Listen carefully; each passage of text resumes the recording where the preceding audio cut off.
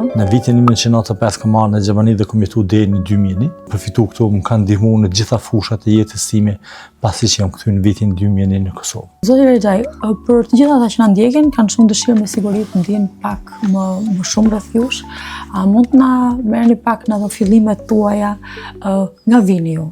Unë vi nga qyteti i Stogut, pra, në Kosovë, pra, nga fshati Cerc, atje kam lindur.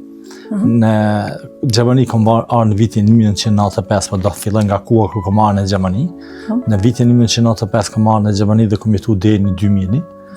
Këtu kam mësu një përvojë dhe një përvojë të mirë, një disiplinë në punë, kam pasur si funksionon një shtet demokratik, si funksionon një sistem ekonomik dhe prandaj këtë përvojë që kam përfitu këtu më kanë ndihmu në gjitha fushat e jetës time pasi që jam këtu në vitin 2001 në Kosovë. I Stogu është i ftohtë, po është një nga vendet që unë preferoj më shumë. Aty kemi edhe një hotel trofta, kisha dëshirë ta përmend sepse është një nga investimet më të bukura që vjen dhe nga diaspora. Në cilat fusha keni bërë eksperiencat këtu në Gjermani?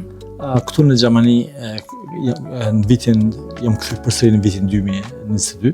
Kam punuar kryesisht në fushën e patundshmërive.